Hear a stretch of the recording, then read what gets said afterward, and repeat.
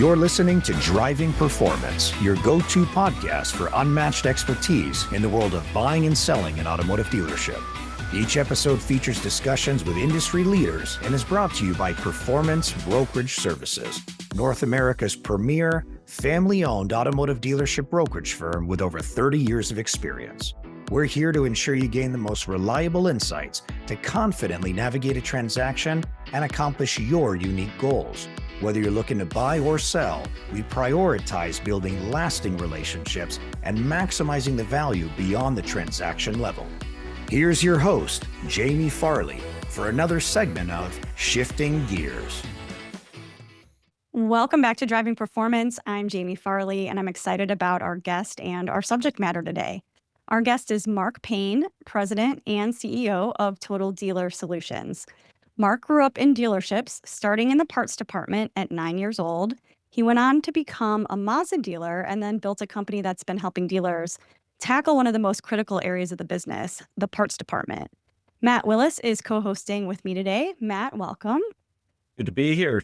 Thank you very much for having me. And we know firsthand the weight of the parts department and parts inventories and how they carry a large piece of the transaction.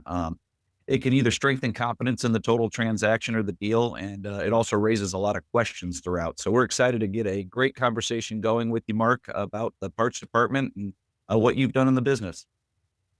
Great. Looking forward to it. Thank you for having me. Yeah, welcome to the show, Mark. Happy to have you on. Very excited for this conversation. Can we start from the beginning? Working in the parts department of your dad's store as a kid. That's fascinating. You started so young at age 9.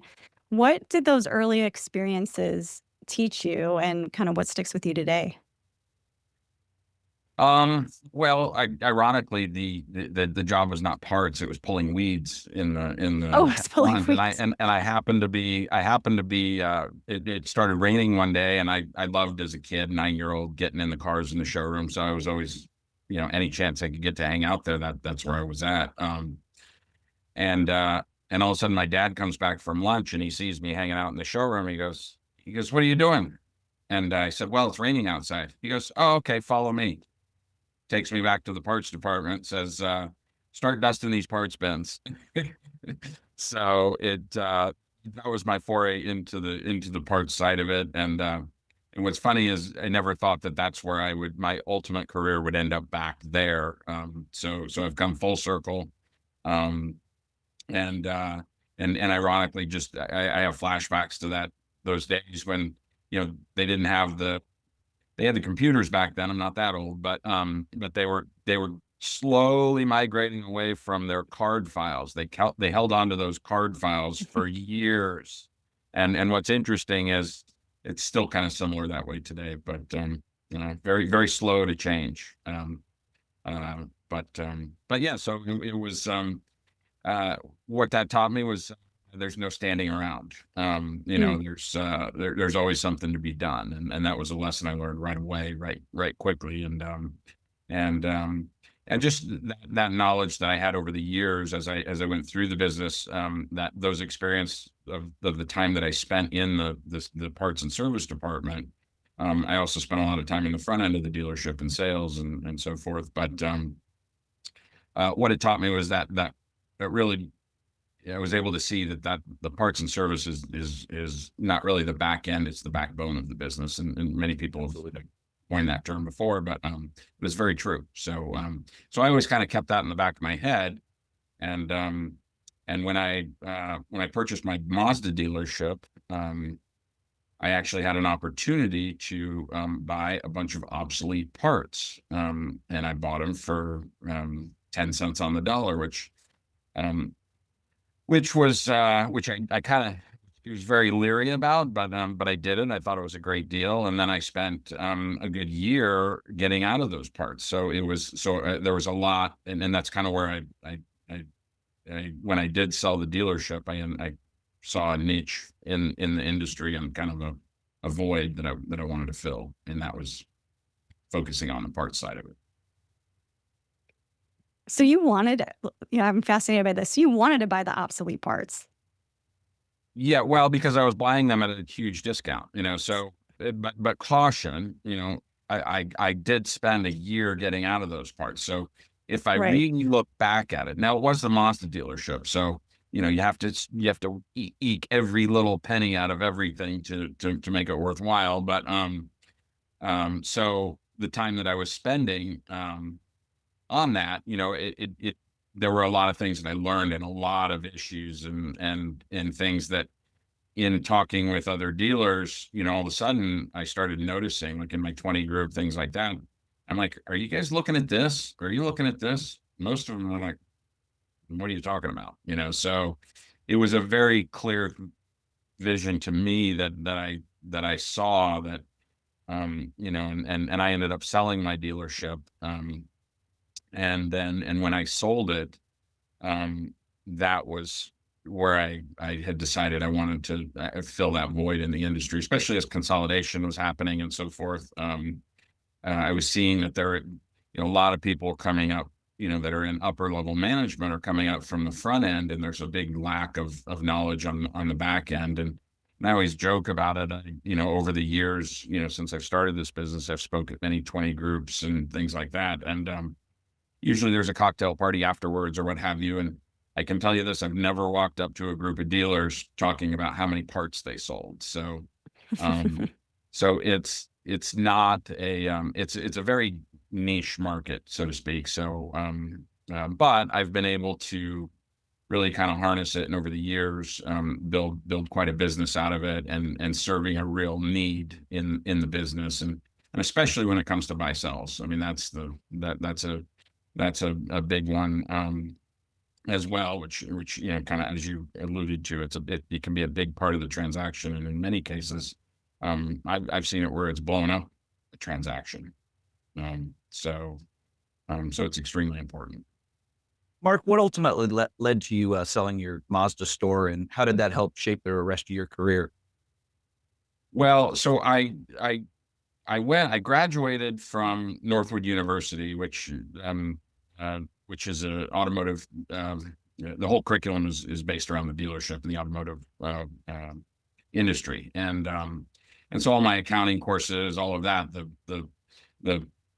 dealership financial statement was the basis for all that. So everything was very much focused and centered on that. Well, about 6 months out from graduating, my dad called me and said, I got good news and bad news. Good news is I've got a good deal on the dealerships. The bad news is I know that's all you've ever wanted to do, and now you have nothing to come back to. So so it hit me pretty hard there for a few hours or so, but I kind of, I at that point I was like, okay, well, I guess I got to go work for somebody else and instead of my dad. So so it really actually became a blessing, and because I was able to have a fantastic relationship with my father, Leo Payne, who he had when he sold, he had 17 dealerships in Denver. So he was kind of a pioneer in the business.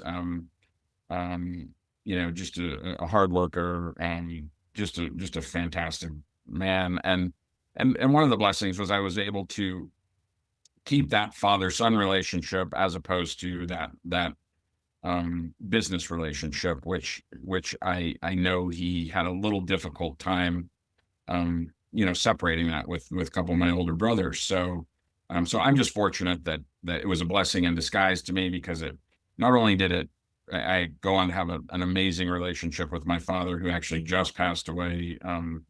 Sorry to hear that. In March, at 93 years old. So lived a good full life, and Wow.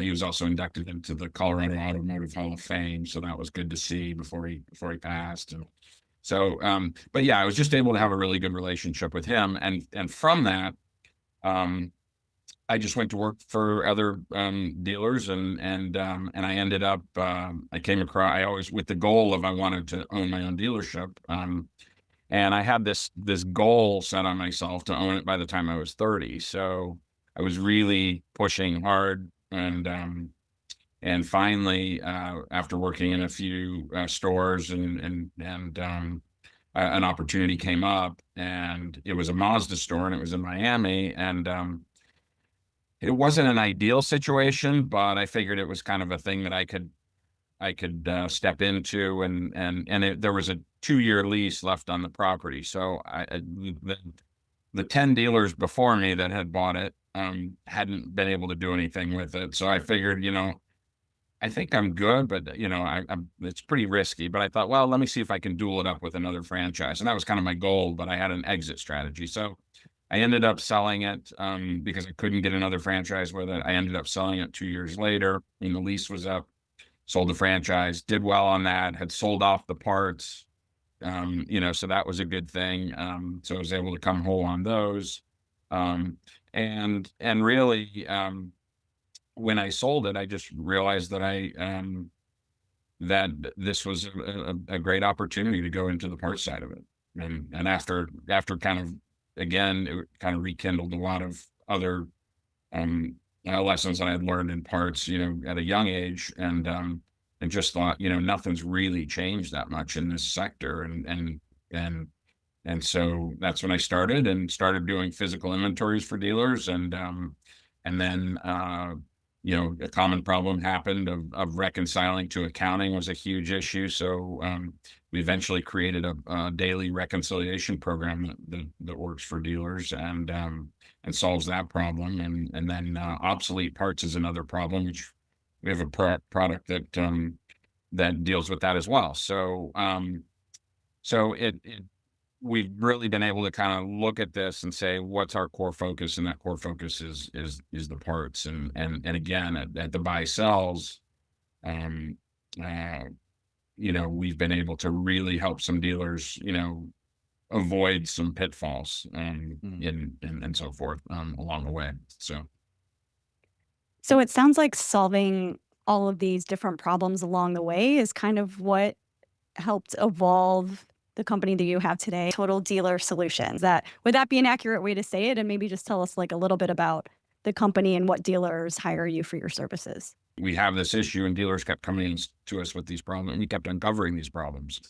So we simply said, let's help them solve them. And now the reconciliation thing is a huge problem, and all dealers struggle with that, reconciling to accounting. And so again, we've mastered that, and we built a program around it. So we have answers for dealers on that, and that's the hardest part. Is originally dealers had hired me if they had a large overage or shortage. They'd say, what can we, how do we figure out what that is? And they'd hire me to come in, and after a couple times of doing that, I couldn't really pinpoint it, and I just said, listen, I can't charge you for something that I can't give you answers for, so I can't do this anymore. But I did know it was possible. I just had to figure out, because it's math at that point. Accounting is pretty straightforward. There's no gray area in accounting. So I was able to, it took us a long time to do it, but we built a program around that, and it's a great program. So yeah, but solving the issues, that's the whole thing, right? You've got to find the problem, and then once you find that problem, you come up with a solution, and you've got a good business plan. So Absolutely. Can you share a story where a condition of the parts department either strengthened or weakened the dealership's overall value of a buy-sell transaction? yeah, certainly. So well, yeah. The best one, I've got a couple different scenarios, but probably the best one is the department was when we came in to do the physical inventory. And when we do it for a buy sell, we're kind of prepping, we're getting the asset purchase agreement parts portion of that to interpret that, because the real value in our service anyway, is that on the buy sells, I actually personally make sure that on the buy sells, I'm reviewing that report. I'm in a lot of cases creating that report, and interpreting an asset purchase agreement, because it's so important, and to make sure that we're able to get the data to them according to the asset purchase agreement as best as possible. And we always preface it with, we're not attorneys, so our interpretation is not word. It's, here's what we believe it is. It's up to you two parties to make sure that you both agree on that. Because these the parts side of it can get so intricate, and attorneys are the ones writing the terms on this usually, and they don't really know anything about parts. So they like a returnability. Oh, well, if the part's returnable, then then that's fine. We'll buy that as long as it's returnable. Well, it might be returnable, but you have to have return credits in order to return it. So it doesn't necessarily mean that, oh, great, we'll buy this, no problem. So there's a lot of different things in there that we look at, but we make sure that that we're able to do that. Now, when in a particular case, we're getting prepared. We started realizing, we were talking with the parts department about getting ready to come in to do the inventory, and they said, yes, this is done. And we were a little concerned on some of the data we were seeing, and we mentioned it to them, and they said, no, everything's fine. Everything's perfect. And parts manager's been there 30 years and we've got no problems. But we get into it, we couldn't complete the inventory. It was so bad. And that, I mean, we couldn't confirm the accuracy because, and you can't in 6 hours fix years of mismanagement of a parts department and the messiness of it. You've got to have every part into a bin location. You've got to have, all the things that are, parts need to be where the system says they are. So otherwise you're chasing them down and that becomes a complete mess. So if the department's not in good shape, in this particular case, it killed the deal, because what happened was there was a number of other factors that the buyer was kind of conceding on. And the parts, our job is the thing everyone is always waiting on at the closing. They're always waiting on. So I always get the flack. We're waiting on you. We're waiting on you. Well, it's not my fault. That's the way it lands. But that's just the nature of the beast, because we're doing the inventory usually the day before, or we're getting the numbers the night before, and then preparing the report and then sending them the information according to that. So by that time, when you get to that, and that turns out to be a mess, and the inventory you couldn't really validate the inventory, all these other concessions that the buyer made is like, what, I'm done. This is just too messy. And that was kind of like the straw that broke the camel's back, and the deal blew up. So that's just one case. But So was it a lot of parts that just were never accounted for? So is all this excess inventory, or was it obsolescence, or a combination thereof? A little bit of everything. I mean, that's the crazy part. There's a lot of little, like, for instance, you kind of mentioned, parts not where they're supposed to be, that kind of thing. But there's, a parts manager will write off part. For instance, let's say they create a list of parts that they want to write off. They give it to the general manager. They get approval to write them off. Well, they write them off, but they never take them off the shelf and dispose of them. So now inventory time comes around, and now all these parts are being added back into the inventory. Well, on a buy sell, that's a lot of obsolescence usually, or if that's happening, that doesn't necessarily show up as obsolescence, because it's showing up as it was just added into the inventory. So it's current inventory, when indeed it's really not. So those are all things to be cautious of and make sure. And those are things that can really, mess up a deal, or obsolescence. Another scenario was a store we were doing. They were closing. Obviously, we all know that if a deal doesn't close by December 15th, it's probably not going to. So, we had a deal that was literally on December 15th, and it was a Nissan store. And the way the Nissan parts work is their returnability and their code. They have what they call J-coded parts, which are non-returnable. So those particular parts, while they were not J-coded on that day, they were going to turn into J-code parts at the end of the quarter, because that's how Nissan works. Is at the end of the quarter, all these part numbers move into that bucket of whatever classification. So these were J coded. These weren't J coded parts at the time of inventory or the time of the closing, which means that the dealer was about $45,000 worth of parts that the dealer was going to have to buy, but technically they weren't returnable because they couldn't process a return with the manufacturer, because the manufacturer shuts down on the 15th and they're closed for the holidays. So, so what I did is I alerted them and I said, listen, this is going to be an issue, unless you get this figured out, and one of you is going to end up eating it if you don't get the manufacturer to jump in. So, so we were able to kind of, avoid that $45,000 thing. And they were both very, very, happy about that, obviously, but we were able to get the factory, because the factory really wanted this sale to happen. So they basically sat down and said, hey, this deal's not going to happen unless you take these parts back and give us a credit for them. So they had to make a special exception. But once the deal's done and the horse has left the stable, very seldom is the manufacturer going to do that. They're going to say, well, it's up to you. Not sure you own it now. So those are just some situations and a lot of things that people don't think about. And then also, at the closing table, there certain parts become an issue, and they start saying, well, we're not obligated to buy this. Well, yes, you technically are. No, you're not.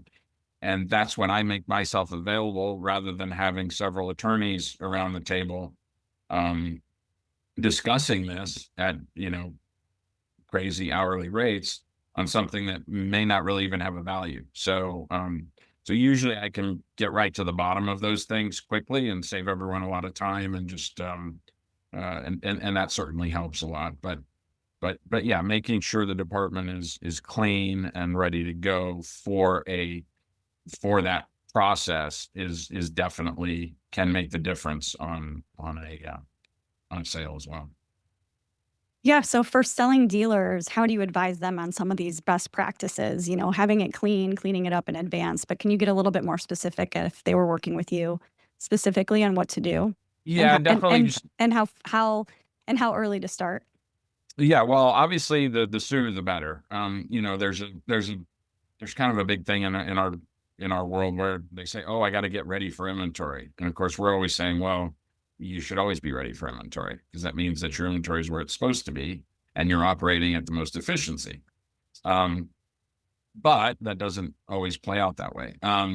So, the cycle counting is huge. I mean, that fixes a lot of things. So you want to be cycle counting. When I say cycle counting, basically what they're doing is they're taking, whether it's one bin location a day or several or whatever, and saying, okay, we're going to check the on hands on these and make sure everything's good, and check those parts. And if there's any adjustments that we need to make, they do it, so that when we come in, we're not sitting there having to go through all of that. Because there's two things that slow down an inventory. It's a write-in, which is a part that's in the wrong location, and then checking variances, which are the parts that have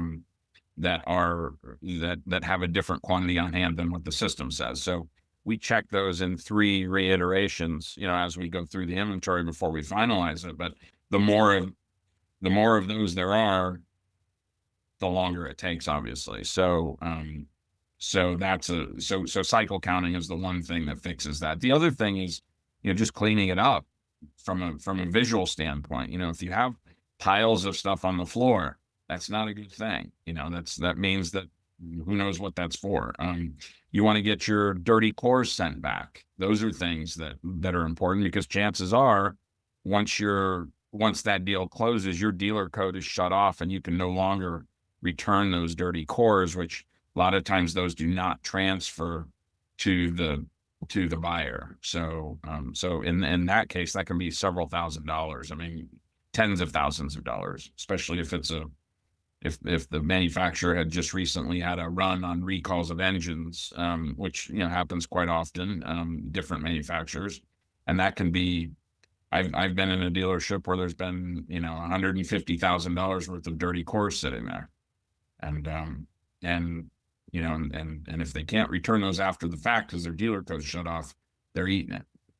So, so there's a lot of little things that they can do, but those are the kind of the main things. Just getting it cleaned up from that standpoint. Also removing any like named things from the inventory. So let's say it's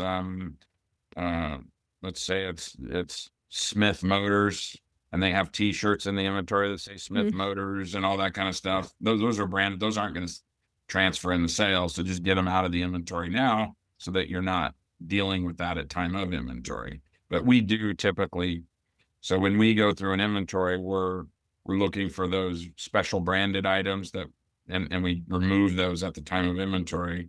And then things that are also look like they're open packages or damaged parts or not a full thing, or even like tires. A lot of times dealers will take tires off because they'll swap them out from a new car because they put new tires on it, different ones. And they'll put those into inventory. Well, those are not things that are going to sell, transfer in a sale, because they're technically used. So just all that, the more type of getting that stuff straightened out beforehand, so you're not dealing with it at time of inventory, makes everything a lot smoother. Absolutely. Well, Mark, big news in the automotive industry not long ago was the CDK outage. And how do you've shared some strategies about handling system outages like this, and CDK downtime? There could be preparation for whatever could be next. So what are some habits you would ask dealers to maybe start working on now before the next possible disruption?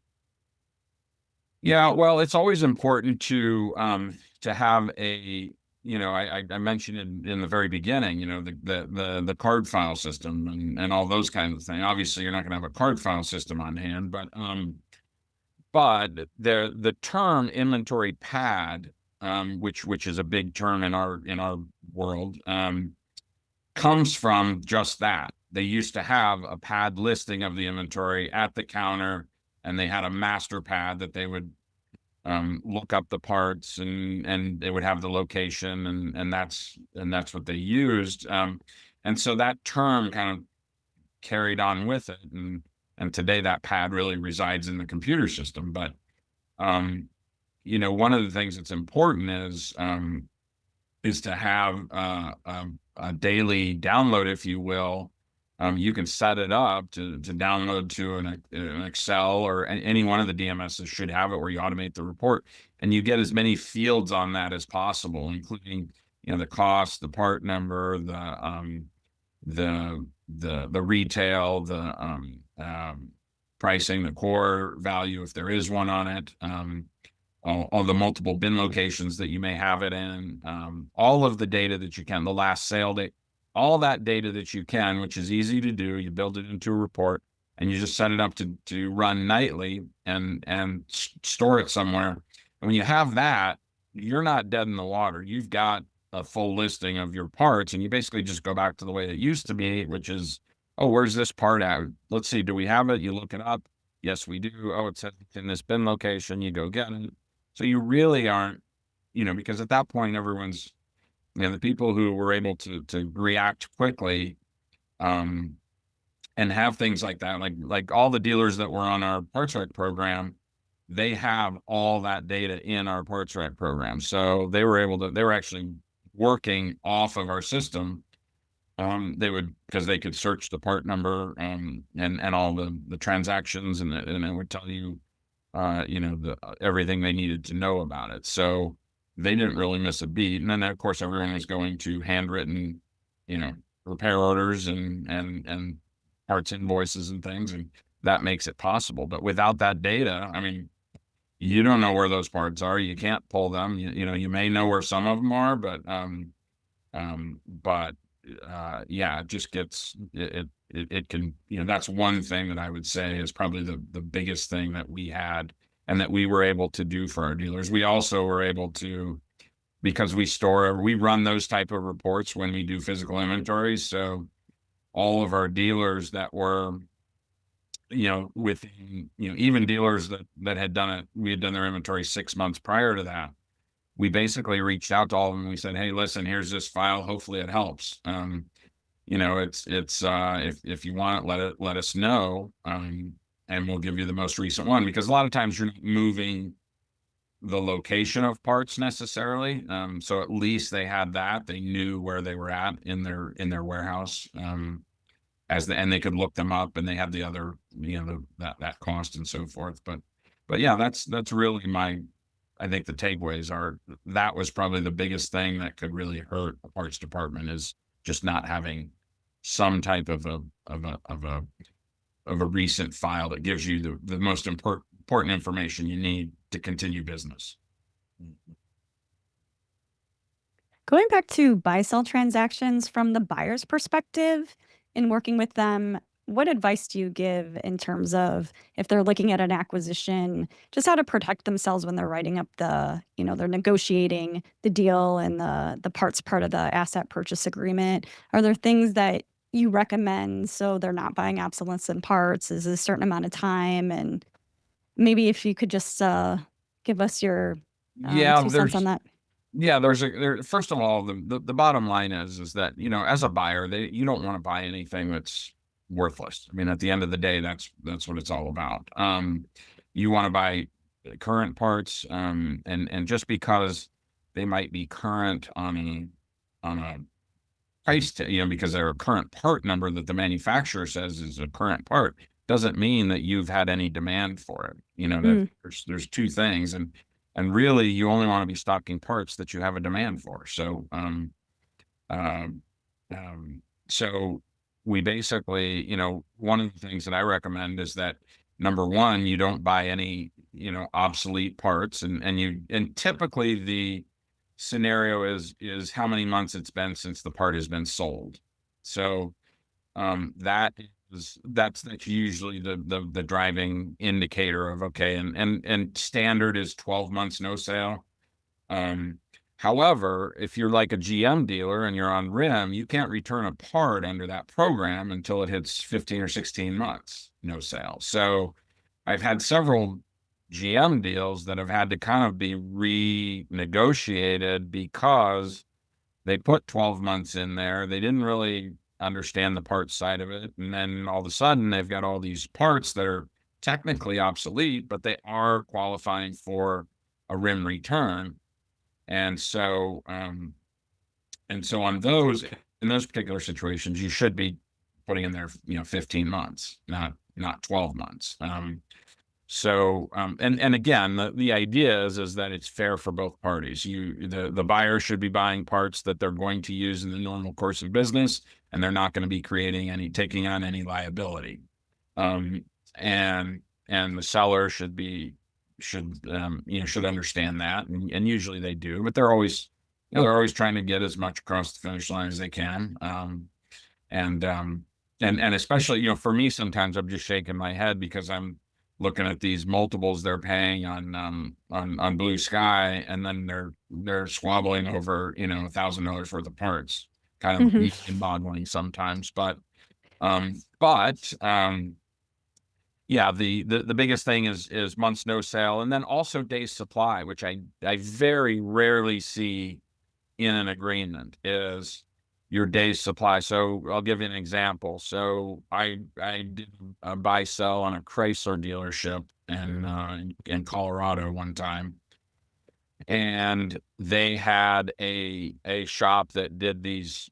They were building like $150,000 Jeeps, where they were customizing them, and they were putting the Viper engines in them and things. And this was a ways back, but so they had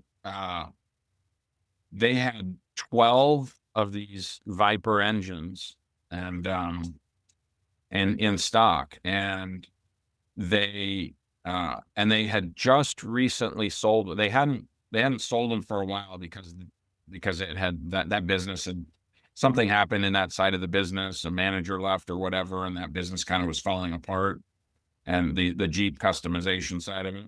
And so they were sitting on it's like 10 or 12 of these engines, and they weren't cheap. And so they had sold one about a month before the inventory, a month before the closing. So all of a sudden, and the clause was, as long as it's been sold in the past, as long as they've had a sale in the past 12 months. Well, that took all those engines. And now there's, 9 more of these engines, and there's no demand for it. There's no, they're sitting on them. I mean, obviously they Mm. could salvage their way out of them, and at some point, but they were taking that on, and there was nothing they could do about it. And so they had to work their way out. They had to buy those engines, and they had to kind of work their way out of it. But that's a scenario where, a day's supply clause in there would have worked, that, that you don't have any more than maybe a 60-day supply of any part, and if I was buying it, that's what I would want. Some people say, well, a 1-year supply, because you do have situations where, dealers will buy bulk of say oil filters, things like that. They'll buy, several months worth because they're getting a deal on it, and they'll just stock it. And so obviously those things could kind of get in there, but yeah, it's important to look at both of those factors: months no sale, and a lot of times people say, well, wait a minute, we just that part was just purchased. How could it be 12 months old?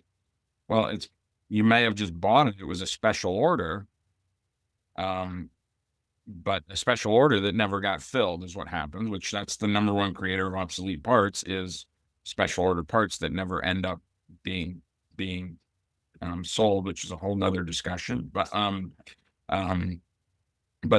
that part, just because they received it into their inventory 30 days ago, if they haven't had a sale on it, they're out. So I mean, that's kind of another point for a selling dealer is, go through all your special orders, make sure those are returned if they haven't been filled, because you're going to eat those. Yeah, that's a great point about the day supply. Yeah. Yeah, I very rarely see it. I mean, I've seen it maybe in 2% of the agreements that I've ever read. Yeah, I've never heard that before, but I like the suggestion for sure.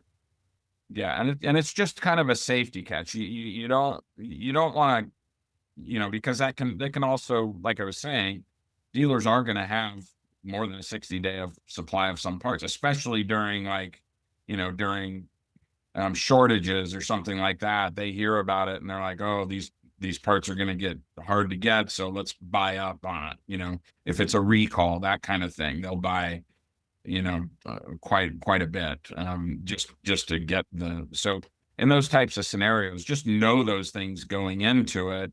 And those are the kinds of things to be communicating with the parts manager when they're drafting a buy sell. Now, unfortunately, the conundrum is this: most dealers, when they're negotiating their buy sell agreement, they're not cluing in their parts manager. So that becomes difficult, because usually the parts manager is the only one that really can speak to that and speak, positive, which I tell all my clients that I have annual inventories for, we guarantee them that we will accommodate their buy sell inventory. So regardless of when it is, we make sure that we will accommodate that. So they're not running around trying to do that, but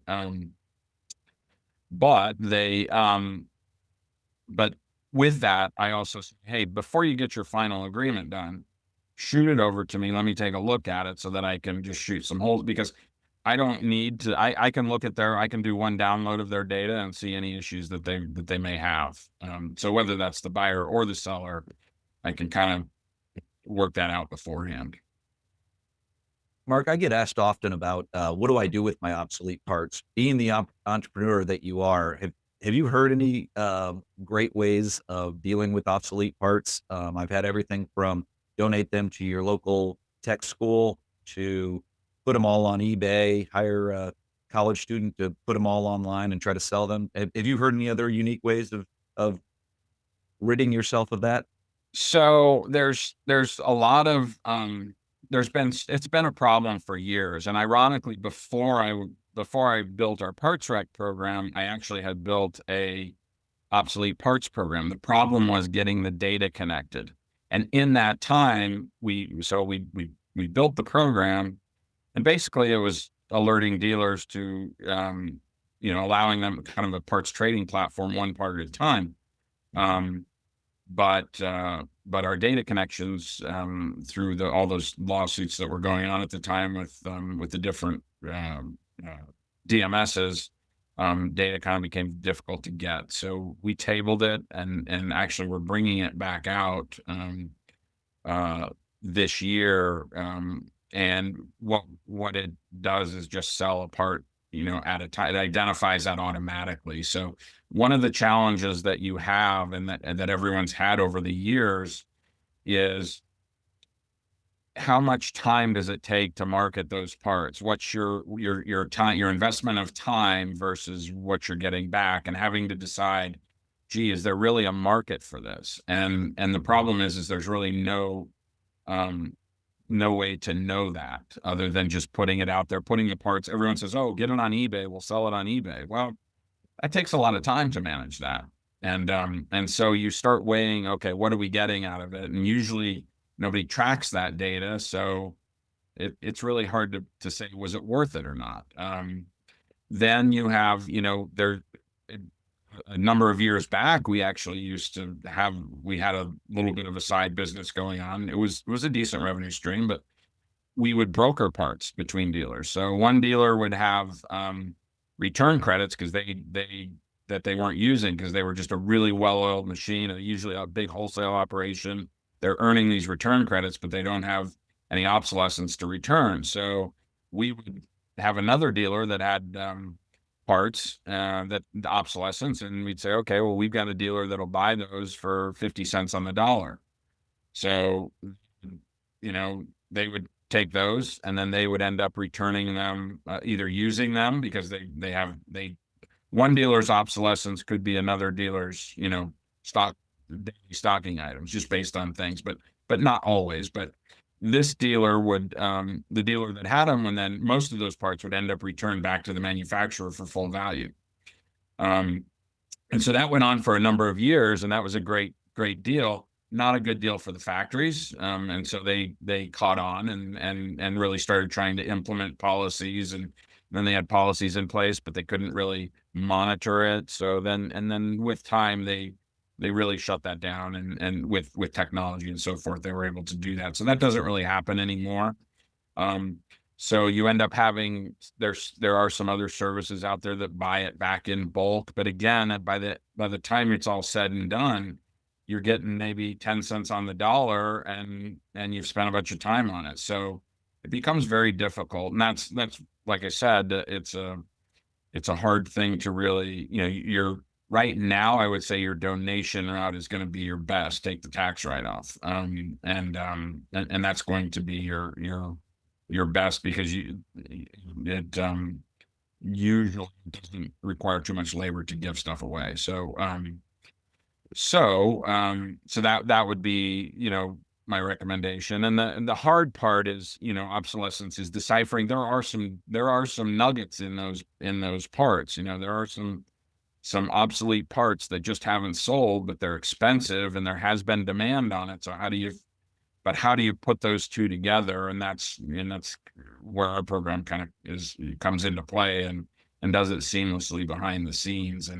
And also, if a dealer comes to like, my parts manager came to me one time and said, here, I want to write off all these parts. I'm like, well, how do you know that they're all obsolete? How do you know there's no demand anymore? He goes, well, how am I going to do that? I'm like, well, I don't know. That's a good question. Has there been demand out there? And so that's one of the things that we focused on too, is being able to identify those parts. If you want to write off some obsolescence, here you go. Run those parts through the system, and it'll tell you if there's been any demand whatsoever throughout an entire network. That's good data. You say, no, okay, get rid of those, go donate them. Okay, let's get these up on the market and try to sell them at a discount. So there's it's a tough animal, really is. But we feel that we've got a good solution to it. So we'll see. Absolutely. With all the technology in the business and all areas of the car business, what do you see as the biggest opportunities or risks in the parts department specifically in the next, call it 5 to 10 years? So I would say the biggest risks are, I mean, the risks remain the same. You have roughly anywhere from a half million, little over a half million is the average inventory size in the country. Um, but the, the departments are vulnerable. There's just they all are. They're extremely vulnerable just because there's very little oversight. And so, you know, my my probably my biggest thing that I try to preach to dealers and general managers is understand parts. You know, it's not a difficult thing to get your head around, but you've got to give it some time because it's such a large investment, and it plays a big part in your service department, which, you know, it can make the difference. If you've got a bad parts department and a tech is waiting for 15 minutes at the counter, you know, at $200 an hour, what add that up on times how many ROs, times how many mechanics. That's huge. So, you know, and that happens because parts are in the wrong place, the department's not organized, it's not quick, they don't have parts runners set up, things like that. So those are areas where if they just had the knowledge and just gave it a little time, that they could and really tried to learn it, and went down to the department. You know, you could ask the average owner or general manager, you know, when was the last time you went into the parts department? Oh God, I don't know, 10 years ago when I wanted one of those t-shirts, maybe. And and so it's, you know, I understand it's not very exciting and it's probably the least sexy part of the business, but Mm. there's a lot that plays around it, and a lot that it can, when you look at it, if they dialed in their parts department like they dial in used cars. So really it's just the vulnerability that you have because of the lack of accountability in the department. And if they're, you know, the interesting thing is the parts manager's position in the dealership is the position with the most longevity of any other position.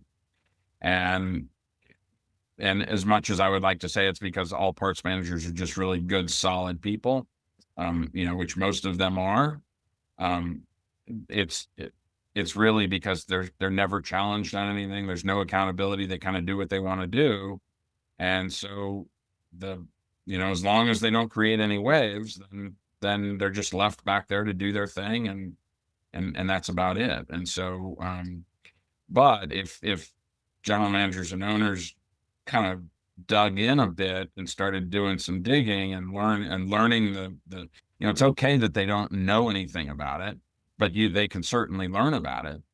And they just have to be vulnerable. And from that, it's amazing what they'll learn. But that vulnerability is huge. I mean, I've had a lot of theft issues that I've uncovered over the years. Mm. And the problem is the theft, when it happens, it's not, you know, a little bit, it's a lot. And you know, minimums, the smallest theft amount I've ever had was about $250,000, the smallest.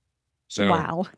because what happens is they know what to do and they're able to do it over a long period of time, and they can cover their tracks.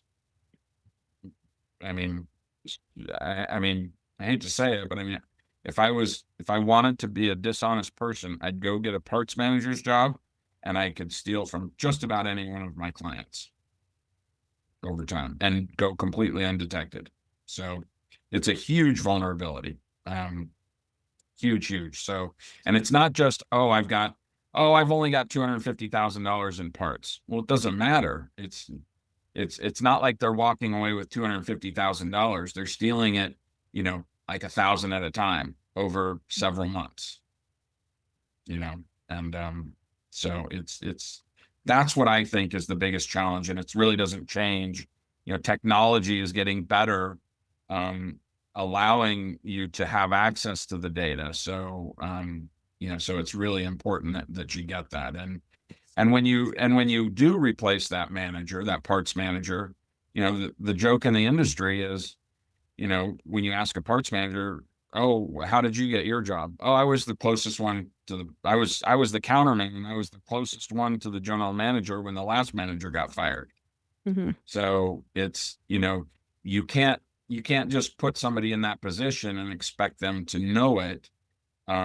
You need to invest in them if that's going to be the right person, and sending them to a 3-day course on parts is not going to make them capable, because what happens is they usually have it in a nice place where they, either Las Vegas or whatever, and they get everybody there, and then the first day they get into it and they give them their class binder or the notes or whatever they're giving them, and then they go hardcore that day, and then that night everybody goes out and has a big time, and the next day, the class is like half awake, half asleep, and they're getting through. Mm-hmm. And then the third day really is, oh, hey, I got to catch my plane, and it just kind of wraps it up. And then everybody leaves with their binder, and they go back to the dealership, and they put it on the shelf, and it collects dust, and they never open it again. And so training is not really just a 2-day course. It's or 3-day course. It has to be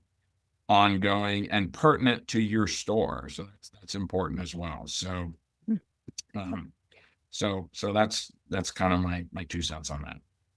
Yeah. So dealers visit your parts departments often, dig into the details, and challenge your parts manager. That's what I got out of that.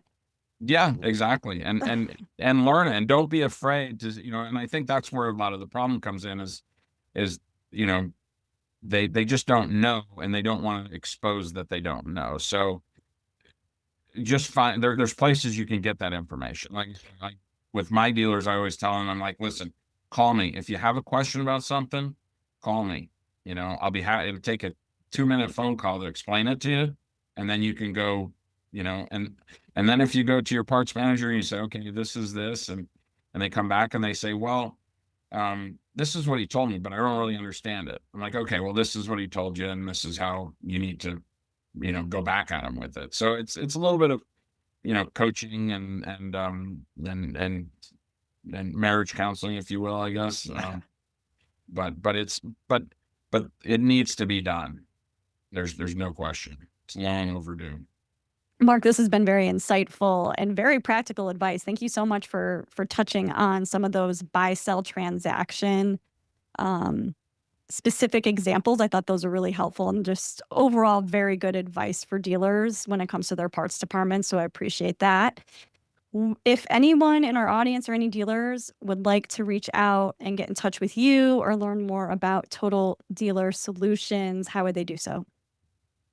They can send me an email to mark@tdsteam.com, or they can, I've got they can call me as well. I mean, that's, I kind of have an open line to my clients and a lot of people. So, even if I don't answer, they can leave a message, but, my cell phone number is, 954-410-6368.